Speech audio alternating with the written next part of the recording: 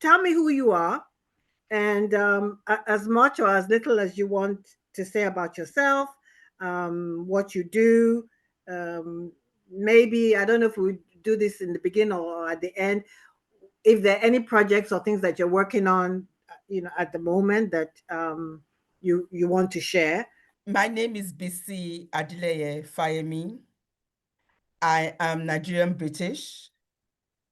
I'm a feminist, gender and development specialist, policy advocate, leadership coach, and writer.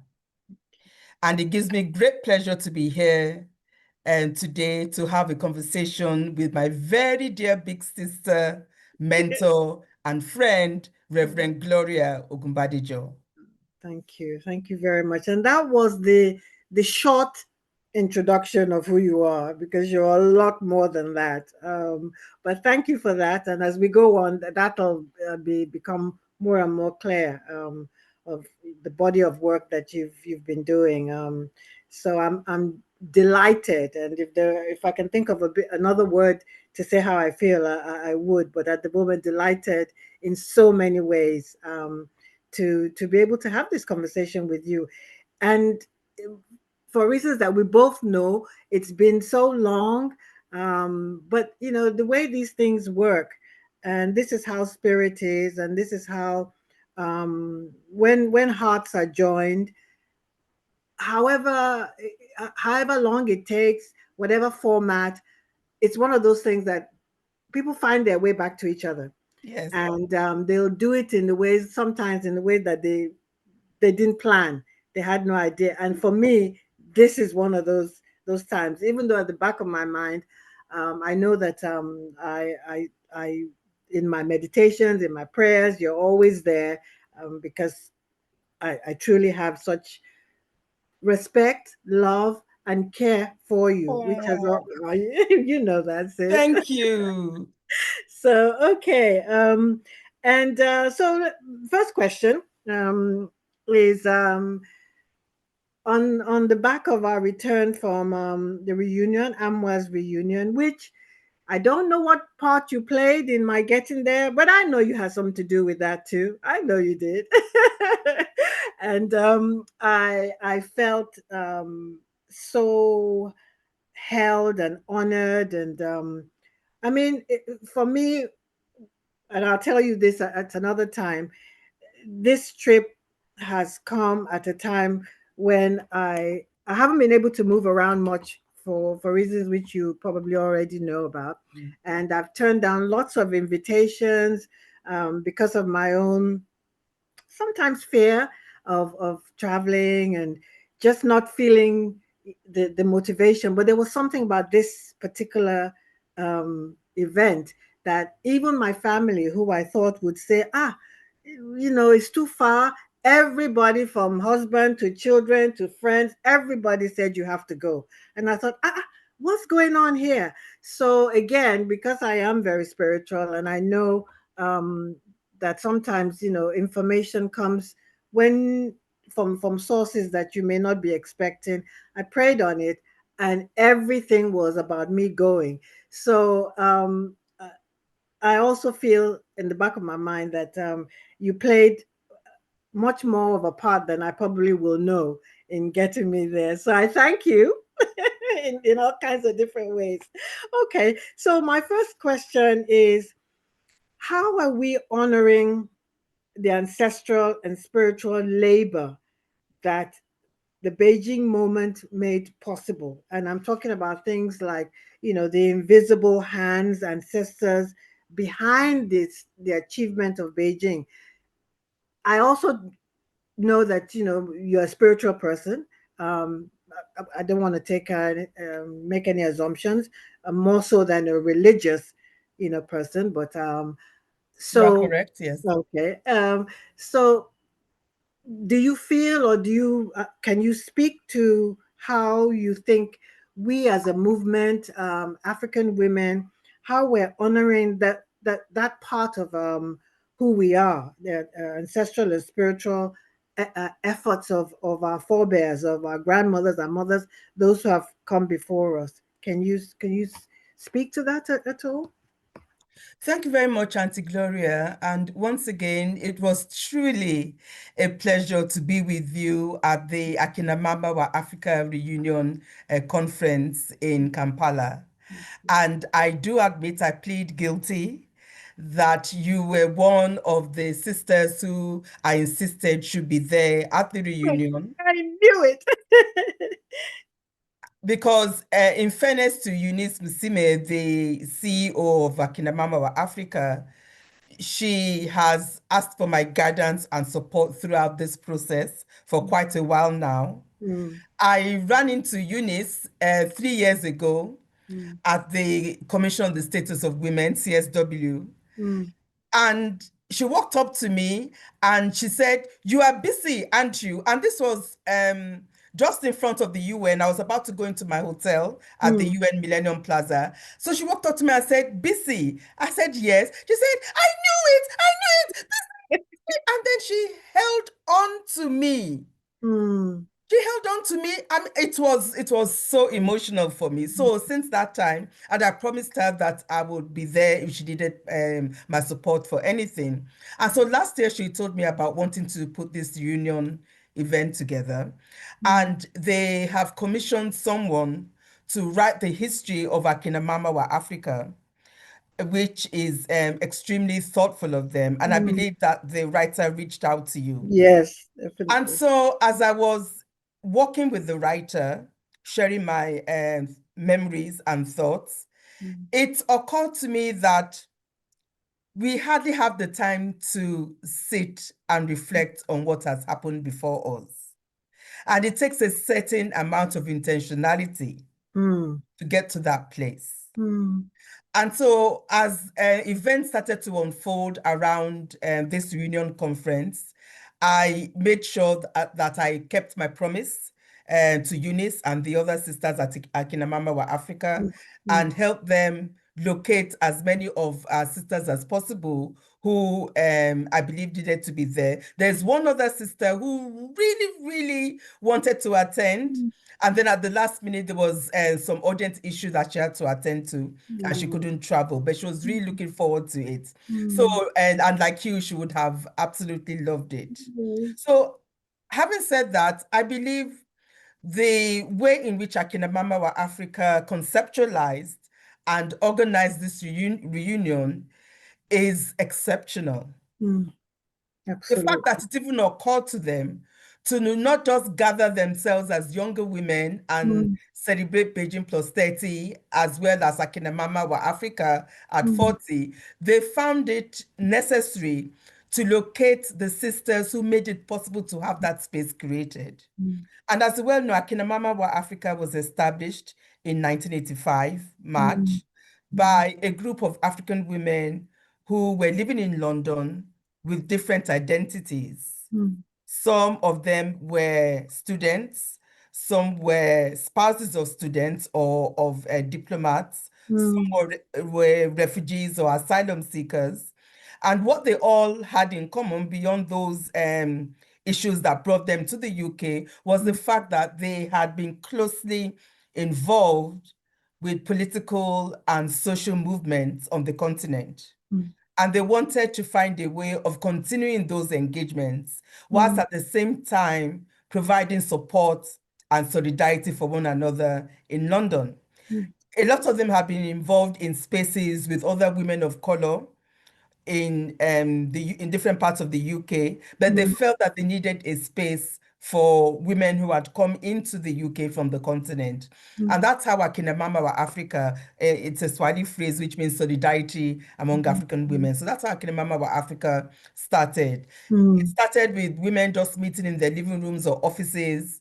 And then it grew over time into this amazing institution that has been a critical part of the feminist movement on the continent. yes. Okay. Thank you. Thank you.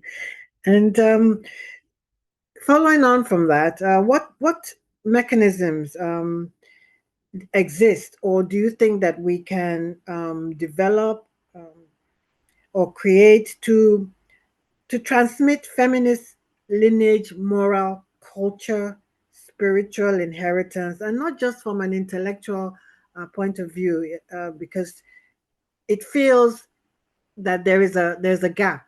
There's an absence of that deep spiritual, traditional, cultural wisdom.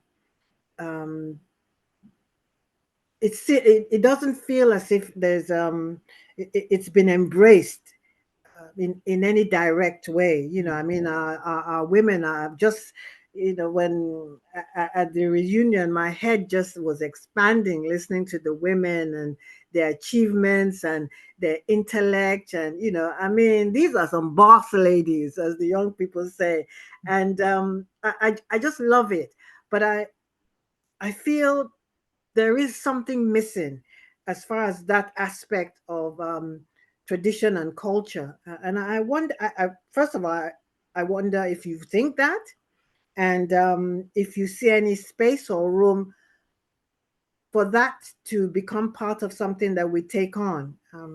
Yeah. Yes. Yes, Auntie Gloria, I agree with you. There is something missing. It is not just something, it's not just something, some things Yeah.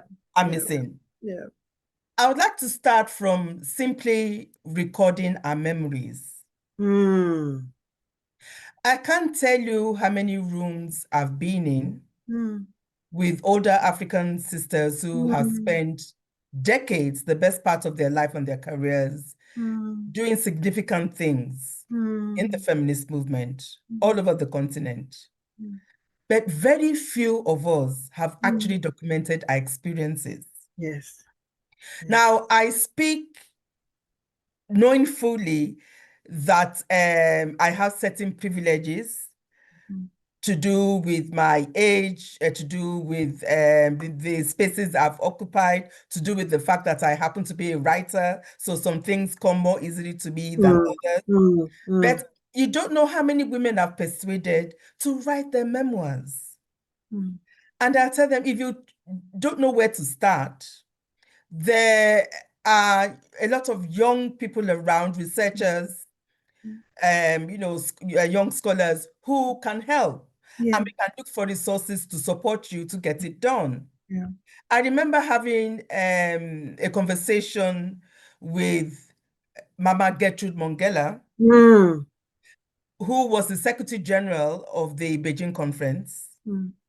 And at the time, it was something that was absolutely amazing for those of us who were younger women, who were African women, and to see a woman from the continent being the one who was the voice of women of the world.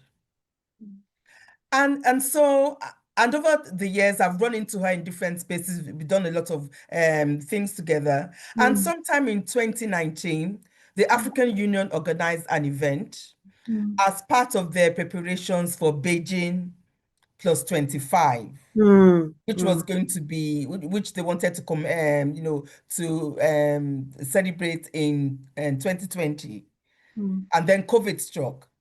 Mm. But at this event in Addis that the AU had organized, I Mm. sat next to Mama Mongella and we were having this conversation. And so I asked her, Mama, how far with your memoirs? And she Mm. hummed and she had, and she said, oh, she's working on it, and there are people who she's looking for to help and so on. So I said, look, I have come up with a simple framework for people who want to write memoirs. Mm. I will send it to you. So whoever is going to be assisting you, they can use that as a guide. Mm. Because I used that to support a friend of mine who was turning 60 a few years ago and wanted to put her memoirs together. So I came up with this very Mm. simple framework that anyone Mm. can use for Yes. process questions to set them on their journey. Mm. Auntie Gloria, this is the year 2025. Mm. I sat with Mama Mongella again this year at CSW in March, and I asked her Mm. the same question. Mama, how far with the book? Mm. And she said, oh, it's coming, because she will always tell me what I want to hear. Yeah. So Yeah. I don't want to call Mama Mongella out, but the thing is, she's not the only one. Mm. We have some amazing African women, sheroes, warriors, who Yeah. have done amazing things, but we need to get them to put their thoughts down. Yeah. Yeah. We need to get them to share their joys, their pain, their successes, and they can Yes. share only as much as they're willing to. Yeah.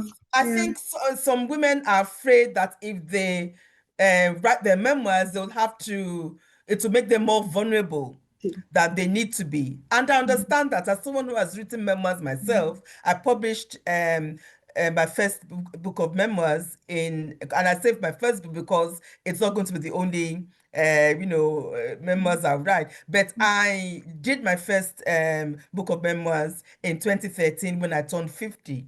Mm.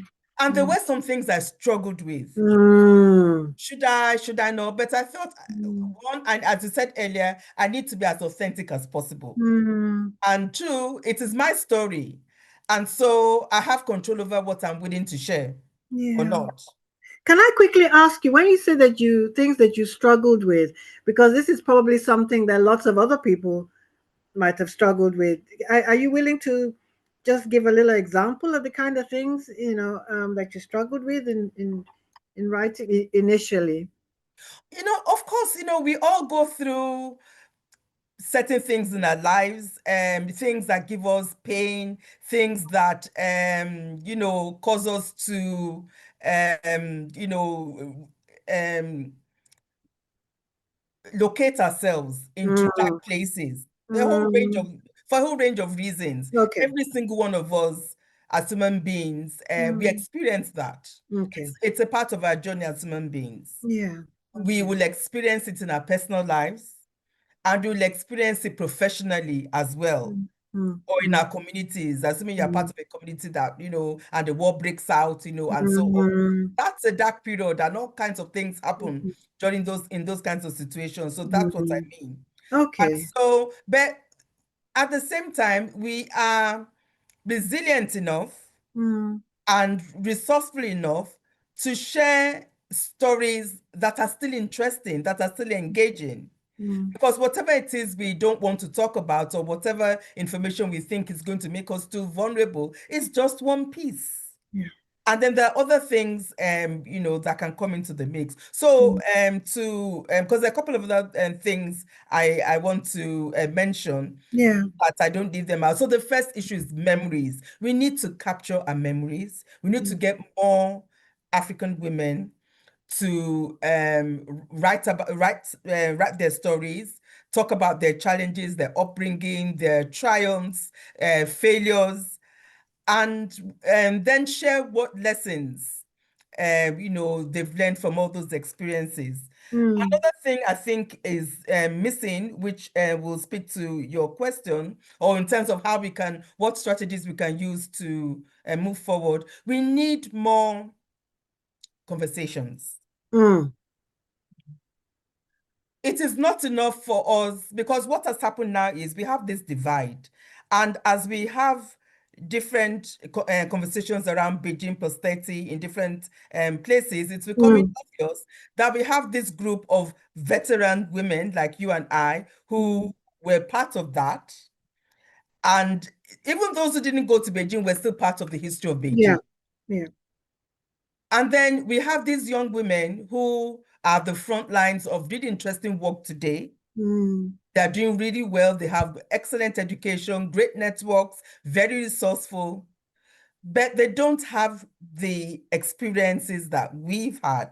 Yeah. And we've probably not had the opportunity to sit with them to say, okay, this is Mm. how it happened, and so on. And then Mm. we've had a lot of dislocation. So we have Mm. our children moving away from us to different parts of the world, and Mm. they are part of other cultures. And the things that are supposed to be legitimately and genuinely ours as African women Mm. are beginning to, slip away from our Mm. hands. The Yeah. other day, I remember having a conversation. It was just after we got back from Kampala, and there was this sister who was our age, Mm. who was saying with all of she was very passionate about it, that everybody in her office calls her by her name. And because in our office, because it's a media outfit, everyone we address each other by name and so on. I Mm. said, when you are in public, a 20-year-old cannot call you by your name. Yeah. We are African people. We are African women. Yeah. When you are in your private settings or in your, in other spaces, yes, better in public. Mm.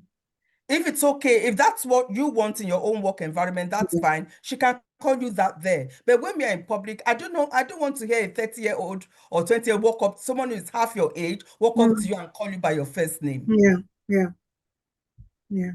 These are some of the ways in which we lose who and what we are. And then you have them say, no, respect is not by what they call you. Respect, but there's a whole lot attached to it. Yes. We need more conversations, more intergenerational, multi-generational conversations about who we are, what we have done, where we would like to go, and what knowledge we would like to pass on, and then be open to what the younger sisters, the younger women, our daughters have to teach us. Yes.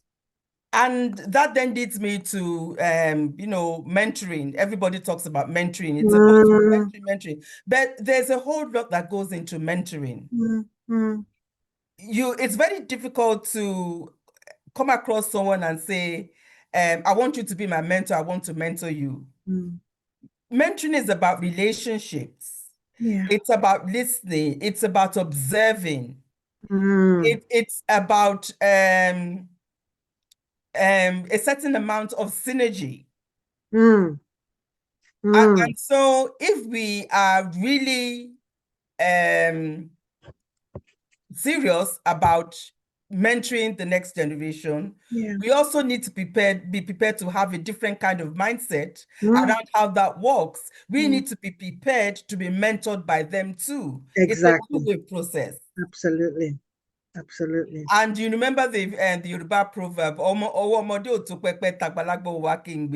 there are things different generations can do better than the other. Yes. Right. Yes. So yeah, to sum it up, we need to tell more stories, and they need to be written down.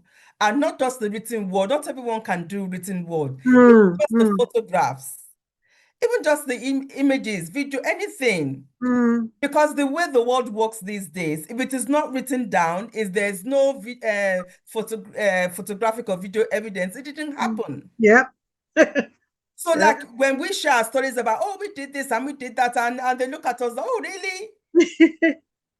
Yeah, and they'll say, oh, they've never heard of it before.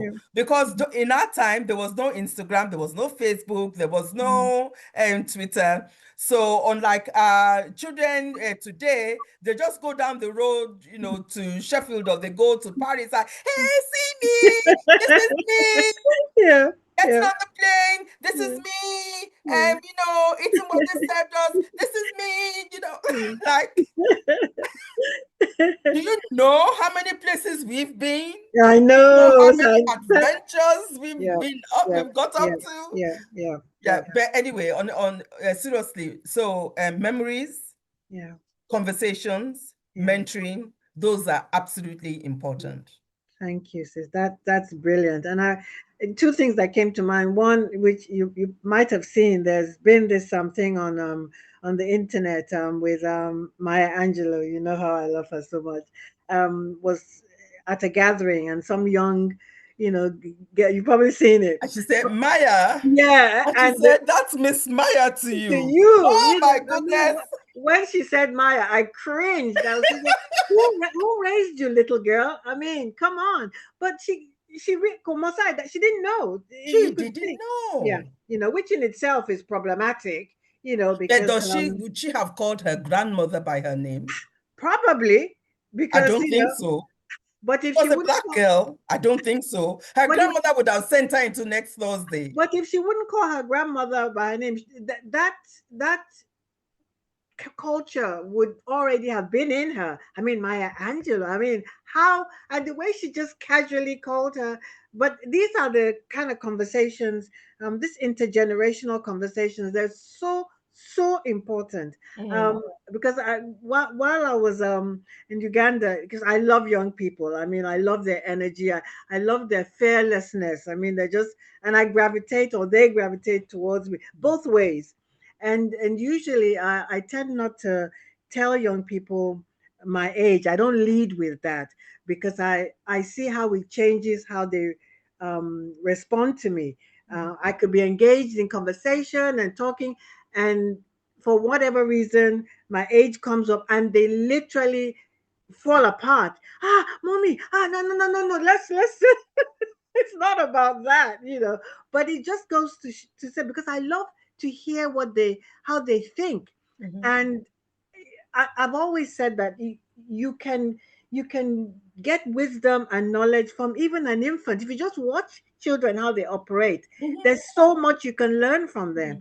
And I think as Africans, this is one of the things that we haven't quite learned how to navigate. The older people seem to think just by virtue of your age, that kind of means the conversation should only go one way.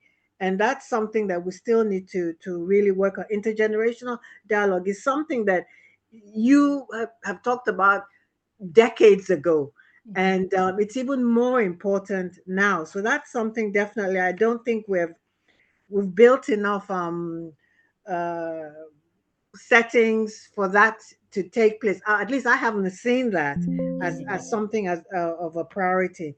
That And yes, oh, sorry to No, interrupt. no, go ahead, go ahead. I think if we want to stay connected with what Mm, younger people are doing mm, and what they are thinking, we need to go to where they are. mm, And mm. where they are is mostly on social media, Yeah, on yeah, different platforms, yeah. but on social media, especially Twitter, Instagram, TikTok. I love TikTok. It's it is such an amazing place. Yeah. Where you can find the good, the bad, and the ugly, And everything else in between. and everything else in between. Yeah, Right. yeah. And so it gives you an idea of, okay, so these are the things that are important to Mm, young people these days. And they're not mm, homogeneous by any means, but they have different mm, interests, they have different concerns. And mm, so if we want to engage with them as parents, as teachers, as mm, mentors, it's important for us to know the concerns that are driving them and the context that they live in. And it's also important for them to know that mm, we are accessible. Make that part, ourselves accessible, that because part. a regular complaint I hear is that we appear Yeah, inaccessible. We yeah, are always too serious. We always yeah, think that they don't know what they are doing. yeah, yeah. So I tell them, no, let's have a conversation about this. I trust that you know what you're doing. So it's up Mm, to you to continue to make me feel that my trust is not misplaced. mm, But mm. when you do certain things that give me cause for concern, Yeah, I can call you and tell you the first time, second time, third time, I will just decide that this is your way of telling me that I should, yeah, F off. yeah, Yeah. yeah, So, for yeah. example, I love the piece you wrote, I think it was sometime last year, Mm, about the way some of our young women dress these days, mm, and what that does to their psyches, their mm, bodies, how they're mm, perceived, and so on. mm. You and I have fought many, many, many years, many battles Yeah. for women's body integrity, for women's choices, Mm, for women to be able to own the space that mm, they occupy.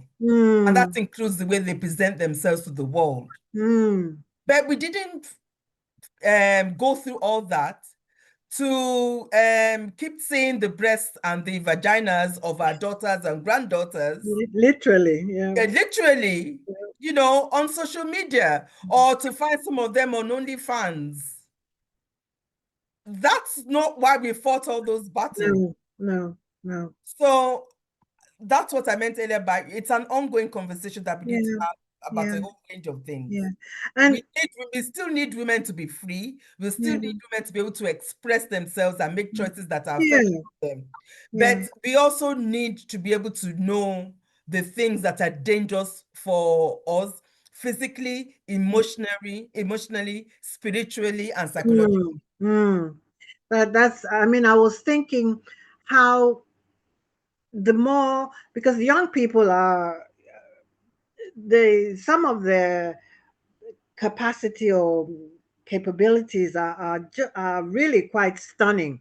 And, but when I wrote that piece, I think it was one of the awards, something that was going on in Hollywood, and I was looking at all the couples and women from all ranges of ages, and I was thinking, what has happened over the past couple of decades that the women's clothing have become less and less.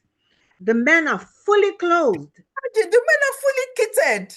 I mean, and I just think you barely people are barely wearing clothes, the women barely. And I'm thinking, what are you communicating? What is it you're telling yourself, let alone what you're telling the world? What has happened where now this is the how you think you need to, the bargaining, whatever you want to call it, how people, what has happened that has made women, as much as they gain independence and all kinds of stuff, that they wear less and less, that seems to be what is encouraged. And it just, I was just baffled by it.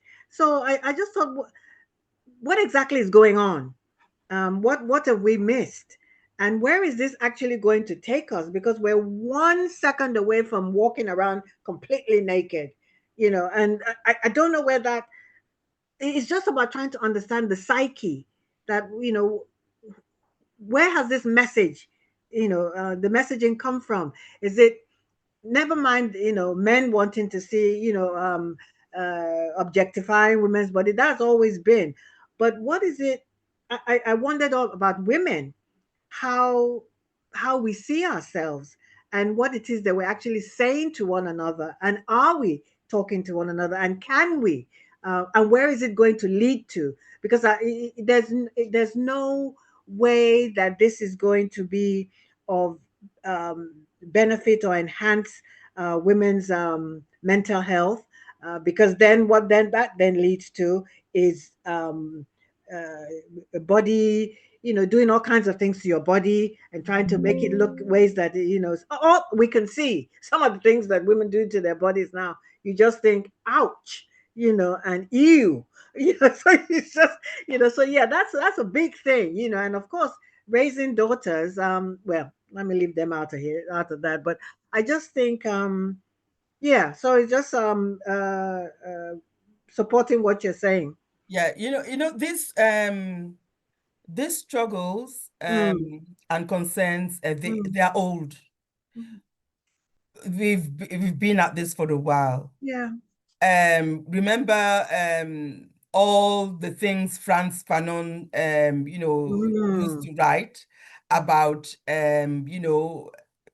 the objectification yeah. of women and their bodies, and Mm, how unfortunately one of the byproducts of slavery and colonialism is mm, that we've been socialized into believing that there's one universal standard of beauty, yeah. and that universal standard is tall, Yeah. skinny, with long hair and white. Yeah. Yeah. And so Black women all over the world, and for a while, there was some kind of a renaissance, and Mm, we got mm. a groove. There was a sound. Maybe it might be my phone, but Right. For some period of time, there was a kind of pushback, and Black women were more confident in what they were wearing, and mm, what they were doing with their hair and so mm, on. And then with this, I think it started, I don't know if it started from the millennials, but definitely with the Gen Zs, we've mm, now seen such an upsurge in what this means. Everyone who is defined as pretty has to have skin of a Yeah. certain, of a certain tone. And so that's a multi-billion-dollar industry, creams and lotions that make our skin glow and look a certain way.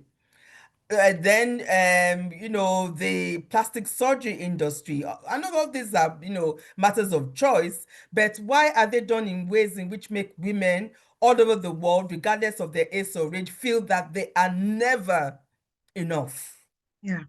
Yeah. Yeah. And when we were growing up as young Nigerian women, our mothers used to slap us on the backside. Because remember, some of us used to walk around with our backside pushed up because, that was how you got people to know that you were not a little girl anymore. You were Yeah. now a grown up. So you walk around with your backside pushed up. Everyone had a backside.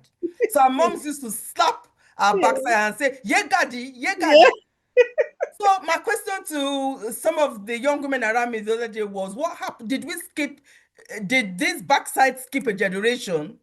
So why do we now need to see young African girls going to do butt lifts?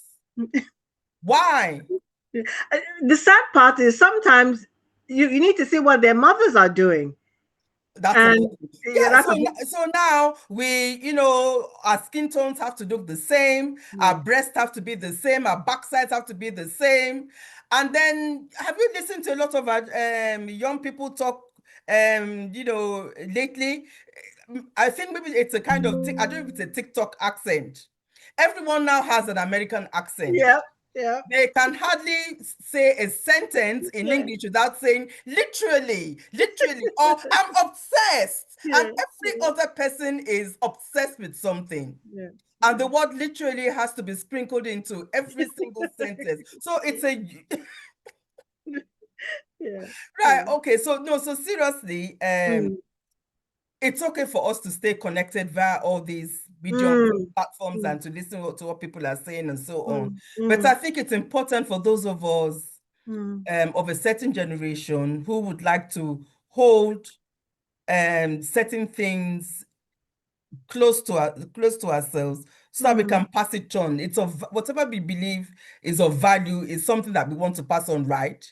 Because there are a yes. lot of things that we inherited as well that is not of value, and Oh, I'm yes. definitely not be passing that on to anyone around me. But there are lots Yeah, of things that we know are of value, like yeah, respect for yourself yeah, and your body, and then yeah, respect for others, yeah. like being of service to your Mm, mm, valuing everything that you have, valuing the education that you've received, the mm. money that you have, not being wasteful. Can you imagine, spending $2,000 or its equivalent on a wig? A wig, Auntie Gloria. It's a lot more than How? that at times. A lot more than that. Yeah, yeah, yeah. Yeah. It's values. Yeah, yeah, So we need to try as much as possible to continue to have these conversations. yeah, And as you said earlier, there are a lot of young people out there who are doing phenomenal things.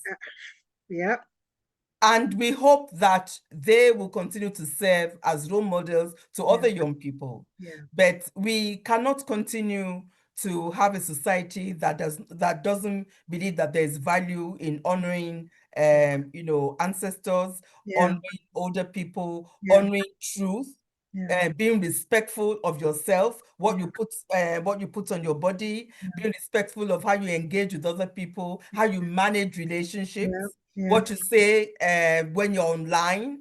yeah. Just Oh, because the person you are, just because the person you are talking to can't see you, they don't know who you yeah, are. So you yeah, hide behind that and you display some of the, the deepest,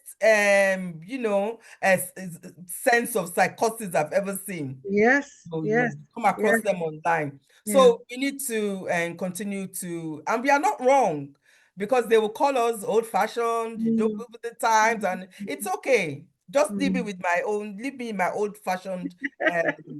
space. Well, but the thing about it is that we see where it's taking the young people. and it's not in a good direction, which takes me into my next uh the question or thinking about healing and intergenerational work, and how can we integrate trauma informed and ancestral healing frameworks. I know a lot of people, when they hear, particularly in our community, and ancestral, immediately people run for the hills, they cover their heads, they do all of that stuff. Sadly, although I'd like to think there's beginning to be a shift, the people are beginning to at least talk about it. Whenever I go, I'm invited to talk, and I talk about ancestral healing, and I see how people respond to it. There's a lot of nodding of heads, there's a lot of shares, and a lot of, but I don't want to sort of, just say it doesn't mean anything, because even the acknowledgement of that, I see it's more than it used to be. But it's like, how are we really building on it, um, and looking at the kind of frameworks that can tap into feminist activism to prevent burnout, fragmentation, disconnection, um, and because all these things again have been around. We're talking about mental health issues.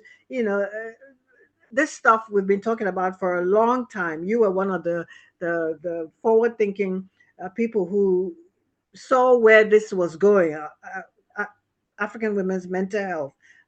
But it feels as if somewhere along the line, we it doesn't feel as if we've had enough conversations to really begin to see it as something viable, something that actually we've been given. It's part of the blessings that we've been given as Africans.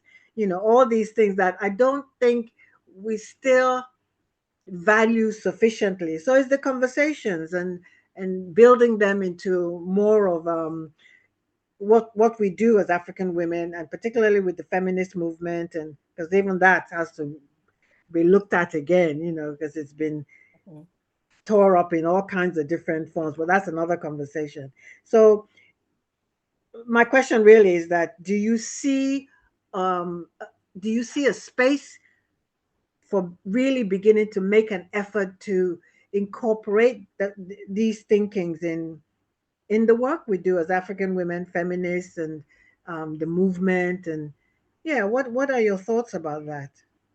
Thank you, Auntie Gloria. I think the easiest way, the quick answer to your question is yes. Mm, It is absolutely important mm, to integrate and mainstream thinking around self-care and mental health mm, and well-being into all the work that we do. That's the quick answer yeah. to your question. Yeah. But knowing something in theory is not the same as having an appreciation for it in Mm, real terms. For us to be able to understand how important it is, mm, we need to look at the consequences mm, mm, of not doing it. mm, mm. I have seen too many men and women, but let me stick with the women. Yeah. Too many women around me who have just simply fallen through the cracks, Yeah. have decided to deal with issues using the wrong tools. Mm, So then, you see, and we experienced some of that when we were in Kampala, making all kinds of wrong choices, mm. alcohol, Yeah. Yeah. predominantly alcohol, Yeah. and other things as well. Yeah. I've seen women burn out. I've seen women just implode. Yeah. Yeah. And every time it happens, you ask yourself, could that have been me? Mm, And if the answer to that question is, oh, God forbid, mm. then what steps are you going to take to make sure that God will indeed forbid it? Yeah. If you don't want to, because we all feel overwhelmed Yeah. by something at Yeah. some point in time or the other.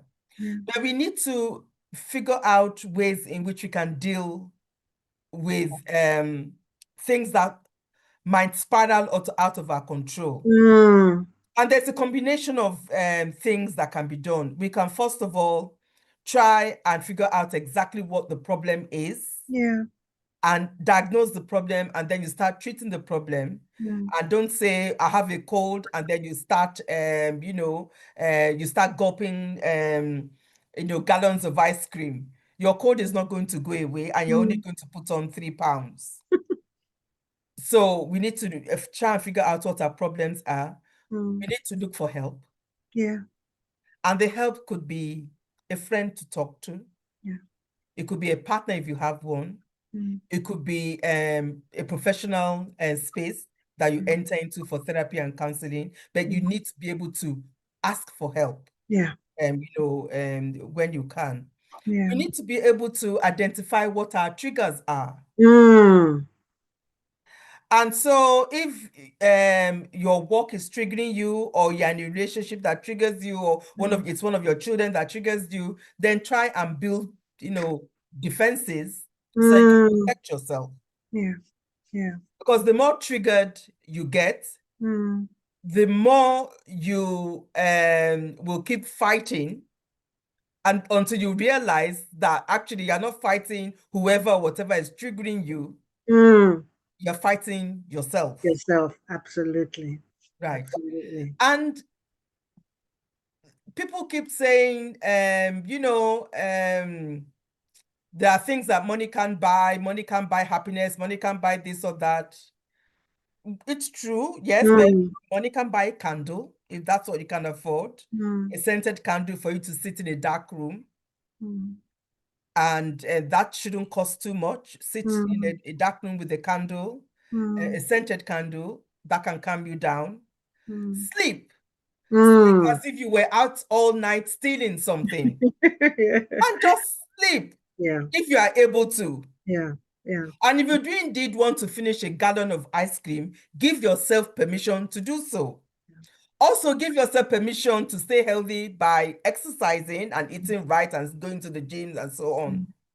Yeah. But what I'm saying essentially is we are going to be faced with problems. We are going to Mm. be overwhelmed. We are Mm. going to feel that the whole world is against us. We are going Mm. to feel desperate and feel like we are gasping. Mm. But we need to recognize when these things happen, and then try Mm. and pull in help from Yeah. wherever it is we can get it, and Yeah. then just do what we can for ourselves. Yeah. As I said, it could be meditation, it could be a candle, it Mm. could be prayers, it could Mm. be, but a lot of these things are usually done in combination. Mm. 50 Mm. candles will not solve your problem. 50 psalms will not solve your problem. Exactly. Done in Yeah. combination with Yeah. other things. Yeah. Yeah. Yeah, And, so and I think from seeing the time spent in Kampala, community is so important. I mean, the healing I received in those 3 days, and that's the thing, the time was small, but what I got from it was huge. I mean, first of all, just even being able to come together with sisters I haven't seen in 20 years, and hug each other, and laugh. It's like when your siblings, if you get along with them, who have knowledge of little inside jokes, that only you guys know what, that kind of thing. And would say, oh, do you remember this? Or it's a word.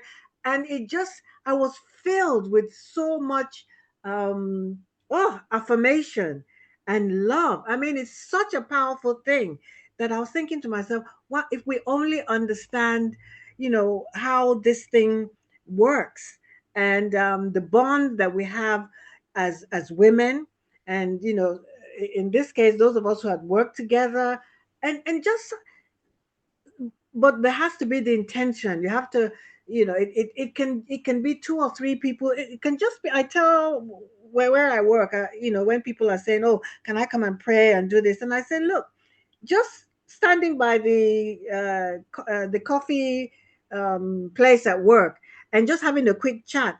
I said, we're mentoring each other. This is, you don't have to go to church to do that. There's a place for that.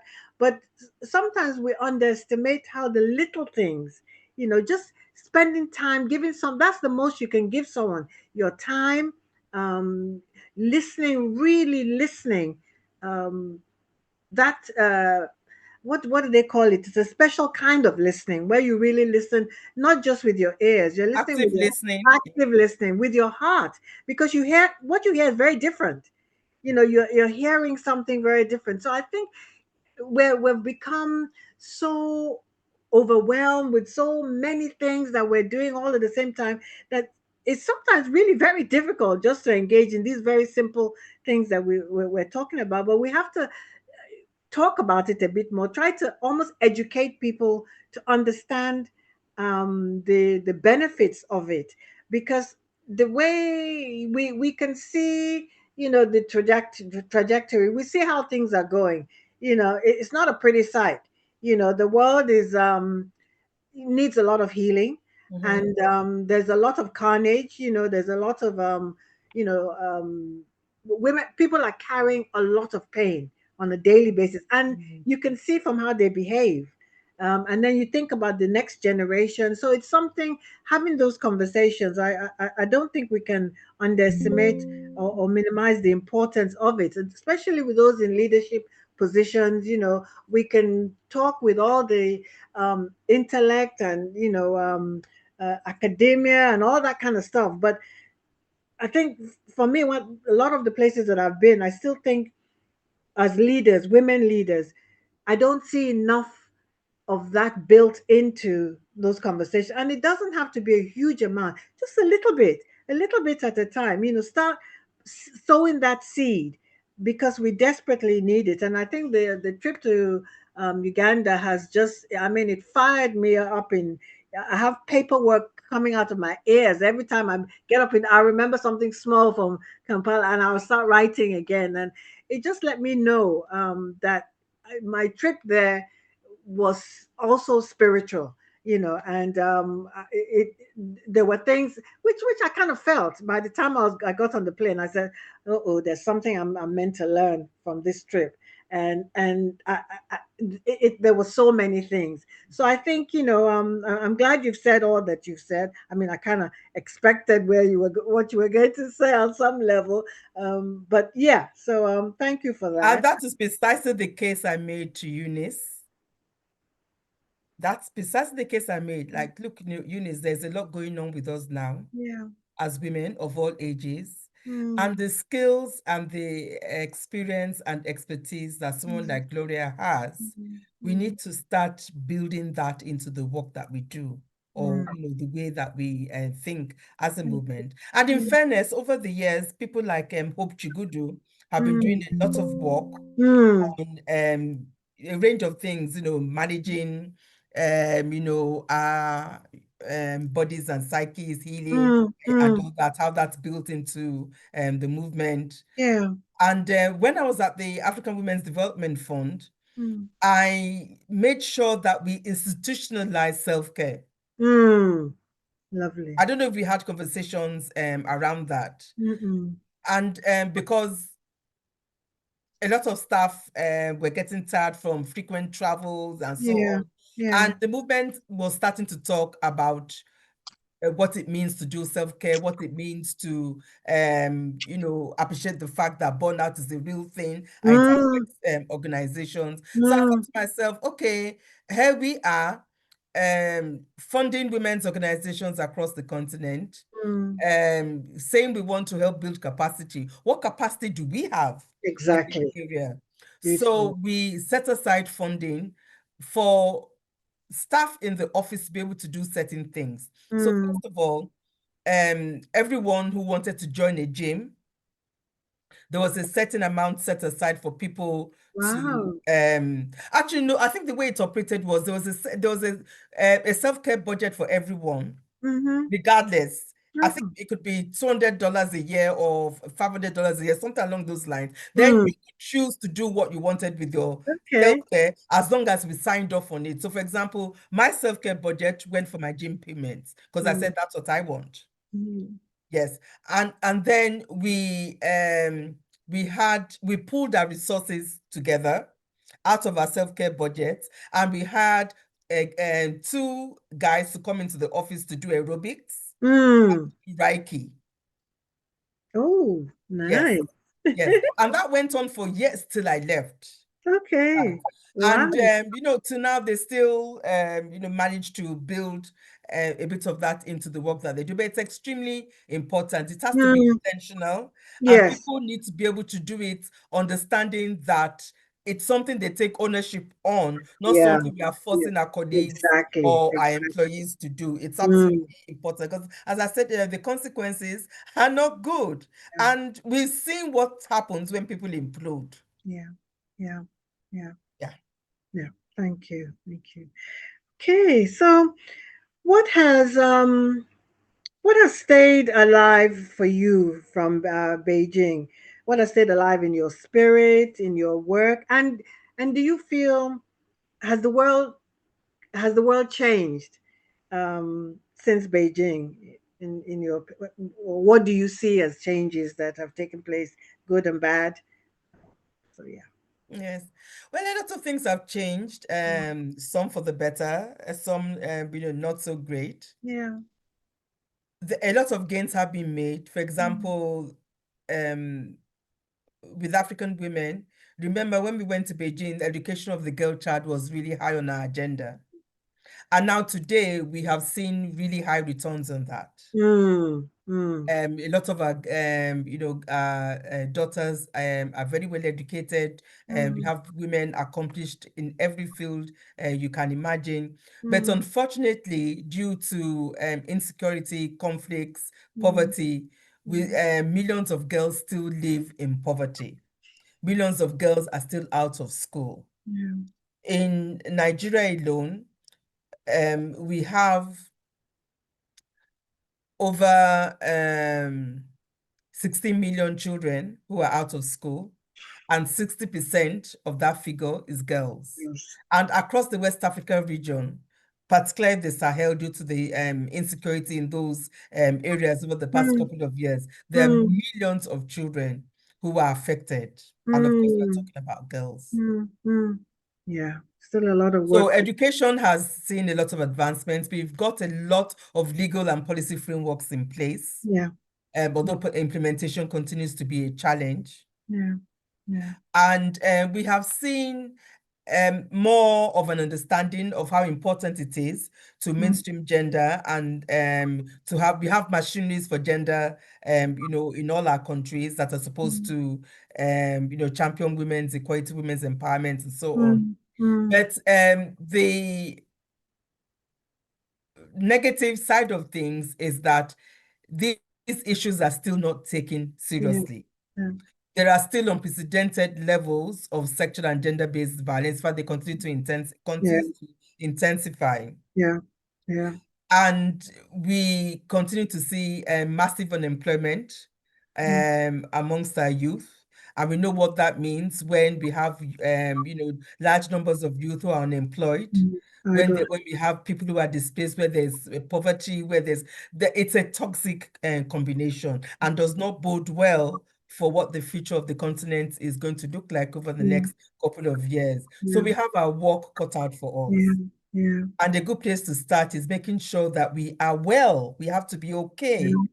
Yeah. We have to be whole, Yeah. Yeah. physically, mentally, Yeah. emotionally, spiritually, as I was Mm. saying earlier. Mm. Mm. And we Mm. need to find ways of weaving that into the work that we do, into our Absolutely. advocacy, Yes. Yes. storytelling. Yes. Absolutely. And I Oh, keep I love that. encouraging people around me, young men and women, sit with your grandparents, your grandmothers, sit with your aunties, sit with your mothers. Encourage them to tell you their stories. You'll Yes. be surprised as to what you learn. Yeah, I say that all the time. Yes, absolutely. Because we were talking earlier about, ancestral, learning and Mm, healing and so mm, on. mm, Let me share two brief stories with you mm, around that. mm, I grew up, I knew my maternal great grandmother. mhm, That is my grandfather's mother. I knew mhm. her. I still remember what she looks like. She Wow. passed around in 1972. Mm, Now, where my mom comes from, Ilaramokin, in Ondo State, there's a mm, tradition that they used to have. They mm, still have it, but because times have changed, things have now been consolidated. But mm, back then, when elderly people passed away, they didn't do all the funeral rites all at once. mhm. They did the interment when they died, maybe within a week or two, 3 marks. They did the interment. That was Yeah. the first stage. And then 3 years later, they would do something to commemorate them. And then they would do the last stage 7 years Mm, later, and I think it's called the J or so. So mhm, at the 7 year mark, there was a mm, ceremony that they would do to wrap up all the funeral rites. And yes. that's when the community will say this person has been buried. Now, Mm, if someone in the family, a younger person, like a child of that person, passes before the 7 year mark, mm, they will insist that those rites have to be completed before they bury the new person. So mm, if you die at 100 and it's the 7 year mark and they haven't done the 7 years, if your 80-year-old daughter or son passes mm, away, your mm. family will have to conclude the rites on you before they attend to the next person who has just passed. Wow. Okay, so my great grandmother passed. Mm, Then my maternal grandmother, when she started feeling that her time might be up, that time, by that she was in her 80s. mm, So she sent a message to me, and she had never asked me for anything at that point. She yeah. asked me for two things in her lifetime Mm, explicitly. And this okay. is the first thing she asked. I'll tell you what the second thing was. So she said, so she sent a message that um, she wants me to help her conclude the funeral rites of her mother. Oh, Because as I said, she was feeling that her time was up. yeah. Or might be coming to, she might be coming to an end. So, and she wanted all that out of the way so Mm, that it doesn't interfere with her own rights. yes. So when my aunties told me, I thought, what the hell? What's my business with someone who has passed away? Haven't you Yeah. buried the woman? So what? So one of my aunties then said, do you know that mama who passed, your great grandmother, Mm, that's exactly you. You are like that woman. They said in her lifetime, when she was, younger, mm, she was one of the most formidable women in the community. When she was very neat, very well presented, always very well dressed, not yeah. lavishly, but very Yeah. well, very well presented, and she had Yeah. presence. And they said when she Mm, walked down the street, everyone made way, especially the men, because she will point out to them and say, Yusuf, I hear you've been beating your wife. What nonsense is that? So a lot of them will see her and go the other way. yeah. She Yeah. was a force to be reckoned with. Mm, And so when they told me that, I thought, I was speechless. I thought, I've never heard that mm, before. So they said, mm, you are exactly like her. mm. They stopped short of saying I was her reincarnation because I Yeah. knowing her, so I couldn't have been her reincarnation, but they were passing on the message that Yeah. we Yeah. are Yeah. connected. Yeah. Yeah. Yeah. So I did the rites. Mm, Now, my grandmother, she started ailing. This was around 2017, towards the end of mm, 2017. She started mm. ailing. Then she sent for me, and I went. And my grandfather, my maternal grandfather, had Yes. 3 wives. My grandmother was the first wife. Then there was the second and the third. Now, the second wife passed in 2012. Okay. And when she passed, she too was elderly. She was in her 80s when she passed. My husband was in office then as governor of Ekiti State. So I went down to our hometown, with, a couple of people in tow, and it was very grand and everything. So when my grandmother started to ail in 2017, the youngest wife started to cry. Like, Mama, we don't know what is wrong with Mama. Mama is fading and so on. So the neighbor then said, if she dies, there will be a grand burial, there will be a grand funeral. It's just that it won't be as grand as when her daughter was still first lady. Yeah. When her granddaughter was still first lady. So unfortunately, my grandmother got to hear about that conversation. Oh. So she summoned me. And she made the second request she ever made to me in her life. She said, when I die, I want my funeral to be grand. This woman never asked me for a new television. She never asked me for a fridge or a car. When I die, I want my funeral to be grand. I want it to be grander than that of her co-wife. Yeah. But I listened. And do you know, when she passed, and we were not, my husband was minister at the time. We talk of no, he was minister. But God has a way of providing. I had friends. I had people who rallied. And her funeral, there has been nothing like that in that community till today. Wow. And what I took away from that was this old woman in her life, what mattered to her was her sense of dignity and she felt that it was beneath her for someone to feel that she would not get what she deserved just because her daughter was not somewhere. She knew what her worth was, and she also knew what I was capable of. So so that request, I saw it not as a frivolous request of wanting a grant. I saw it as her calling me forth to rise. Benny. Like, child, you got this. Yeah. Yeah. And do you know what?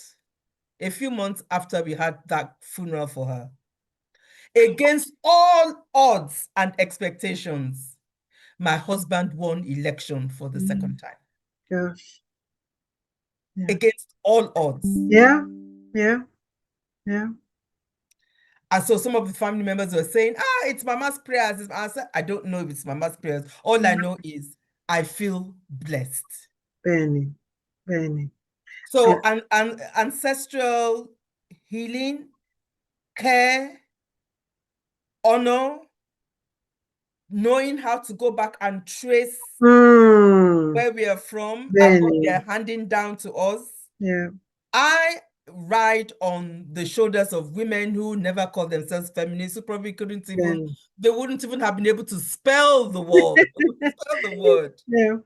But who live their lives caring for their families, caring for their communities. They worked so hard. They were industrious. Yeah.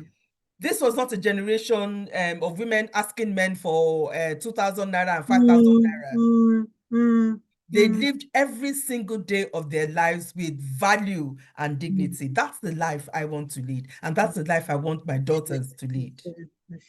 And you see, just by listening to you, those words are so powerful because as you're talking, I understand it. And it also,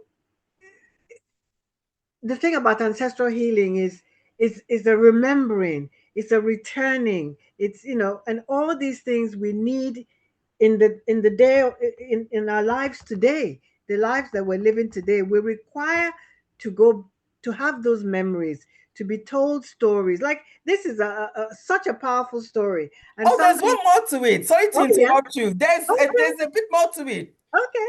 So when everyone was running around, preparing for, she hadn't passed then, but we knew that it was imminent. And then my mom and my aunties then shared this story about how my grandfather used to beat his wives, all three of them.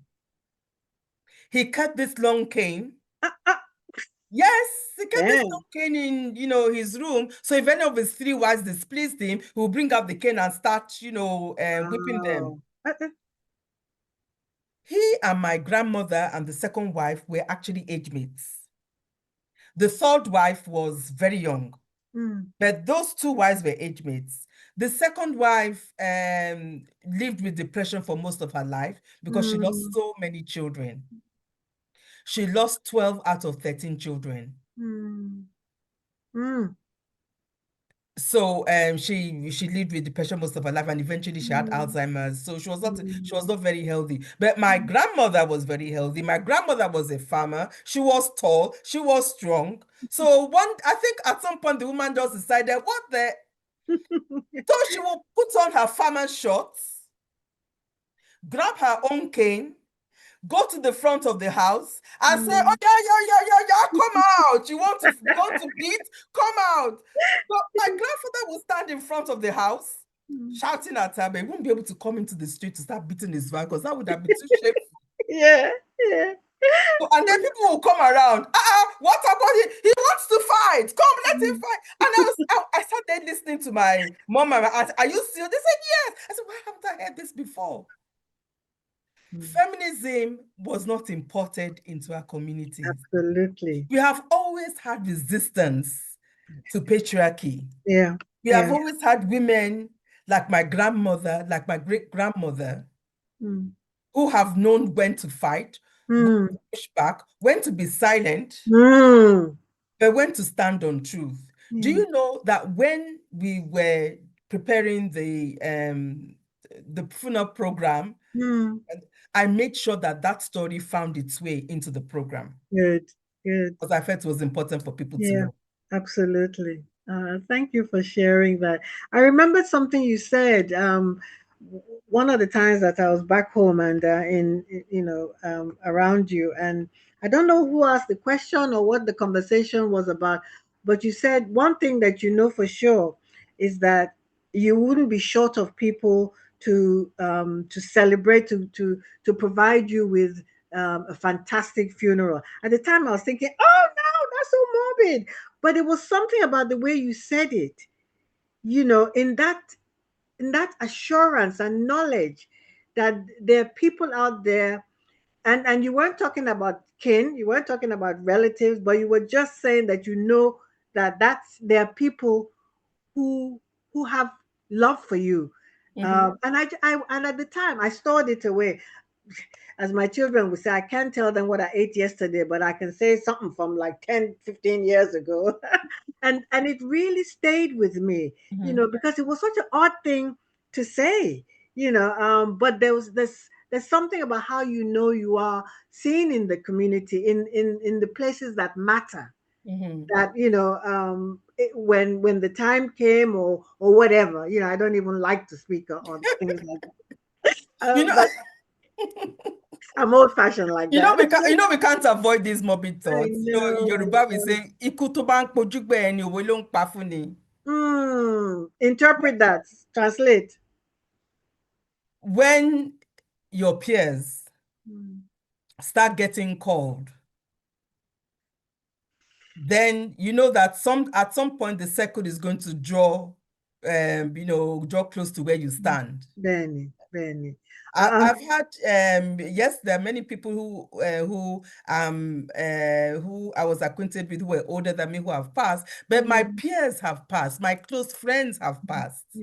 Right. So and the sad thing is that nowadays it's not even about age anymore. It Because isn't. young people are dropping by the bucket load, that's a whole different conversation, which again speaks to something about how we're living and our unpreparedness, and our priorities and all of that. There's so many conversations to have, but I will move on because I don't want to.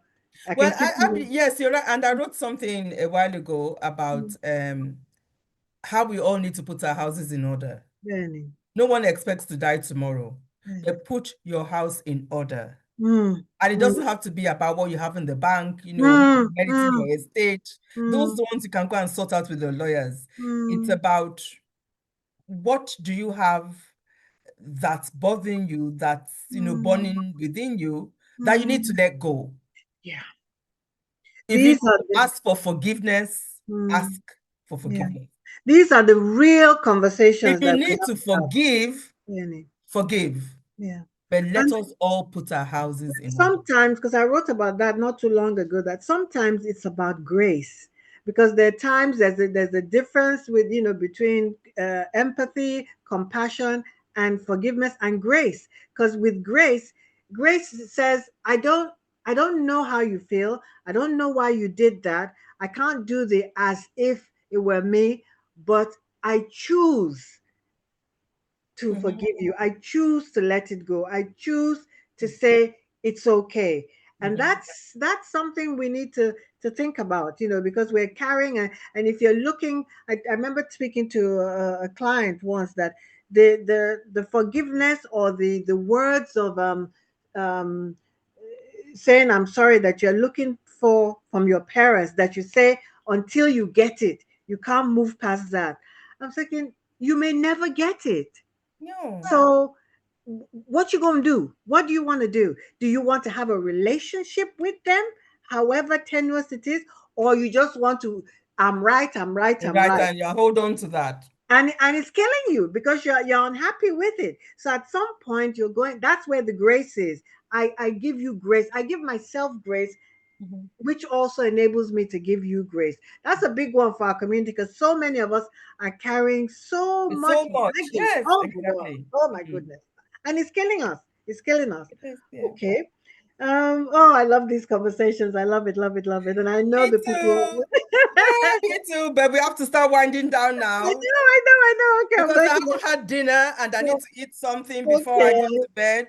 I It's not will. very I will. healthy, Well, but I well, need to eat. I'm closing out now. So what the gathering? What did it leave for you? What did you take from it personally? What was your own special takeaway from it that has stayed with you? Gratitude that after all that's happened over the years, I'm still here. We are still here. Mm. So I left Kampala feeling grateful. Mm. I left feeling happy to That's a have lovely seen one. so many sisters again, to have broken bread with them, shared space. I felt humbled Mm. that I was celebrated alongside other sisters. That was deeply, humbling and touching for me. Mm. Mm. I came away feeling challenged Okay. Okay. that there's all this work ahead. Yeah. Yes. Okay. And so generally I came away feeling that I had been in a good place. I like that. Oh, I love that. That says a lot. Yep. Mm. I love that. Thank you. Thank you for that. I can relate to that. Yes, yes. Okay. So just to close out, I still have a lows, but what do you remember most vividly about working with me when we work together? What? I love the way you start smiling. Yeah. Yeah. I remember so many things about working with you, Mm. but let me tell you something that I've never ever forgotten. Do you remember that when you came to Akinamama, I was out of the office. Mm. You came sometime in 1994. I was on maternity leave. Mm. And I didn't come back into the office till I was away for 9 months. Yeah. And so while I was away, a couple of things had happened in the office. People had stirred up all kinds of things. Okay. And because you had never interacted, you'd only interacted with me from a distance. Mm. Because you'd never interacted with me, as a colleague in the office, as your, when I was your boss. Yes. You'd never interacted with me, in that capacity. So you didn't know what to expect. So when I came back, I just, carried on doing my work and, did all was. So you observed me for 3 months and then you called me. And the first thing you said to me, you said it in Yoruba. I don't know if you remember. I did. You do. You said, I Omoluabi ni ẹ. yeah. Where's that from? And then you told me about all the banana peels that have been thrown for me on the office, and now how I had deftly stepped around them. And you said I was able to do that for 2 reasons. You said because 1, you know what you are doing, and 2, you have a good heart. I was almost in tears when you said that to me. And I felt that there was a certain amount of trust that you had, and of course respect and so on. And I never ever wanted to let you down. Oh, wow. Wow. So in all the decisions I took in that office, everything I did, I would first of all ask myself, what would Gloria think? Would this make Gloria happy? Wow. Wow. Yeah. And because I never wanted you to have cause to go back on your board. Oh, she wasn't an Omoluabi after all. Right. And for our listeners, what does Omoluabi mean? Omoluabi is a Yoruba word that is basically about character. Yes. About integrity, about honesty, about being a forthright human being, and someone who always adds value to the community and to the environment. It's also about service. Tick, tick, tick, tick. Yep. Yeah. And the thing is, nobody is ever, born an Omoluabi. That you learn how to become one. You are groomed into becoming one. You can be taught. You learn. But the thing is, you're expected to aspire towards being, this person who other people will look up to as a leader, and as someone who is supposed to provide set an example for other people. And one of the reasons why leadership is in such crisis, of our communities, is the death of Omoluabis. Benny. Lack of character, yes. I always talk about Iwapele, Warere, they're all, but yes. They are all elements of Omoluabi. Yes, yeah. And the reason why I can't forget it is that you've talked about it on a number of occasions. And so that shows how, and this is like decades ago. And I think it was Maya Angelou again who said that people forget what you say, but you never forget how you make someone feel. And that's something that you internalized and you took with you. So I'm so grateful that I spoke those words, because I clearly felt it's not the kind of thing that I just say, but that was something that I truly felt about you. So thank you for sharing that, as something that Thank you. And the fact that you waited almost 3 months, you didn't call me on the first day, second day, second week. You didn't do, oh, this is my Nigerian sister, let me warn her, like, have you heard? You better be careful, you better be this. You just observed. Thank you. So is there anything else you want to close out with that you feel you haven't said or you want to say? No, I would certainly like us to have another conversation over the coming months. This has been absolutely fantastic. I've really enjoyed it. You have always been a woman of grace, of such immense wisdom, beautiful inside out. Thank you. And my prayer for you is that you will continue to do this work with all the passion and compassion that you have, that you enjoy an immense number of years in good health, and that you continue to reap the fruits of your labor. Thank you. Thank you, sister. And every time I think of you, I will think of how I need to continue to grow. And I know that you'll always be there for me to learn from, to continue to sit at your feet, even from a distance. Yes. Thank you, my love. Thank you, my sister. And go well. And thank you so much for being here to do this interview, for showing love. And I wish you the best of everything. And definitely we'll be in touch very soon. We must, like you say, continue these conversations. And love to everybody back home. Okay. Yes. And talk to you soon. Eh? Thank you. Bye.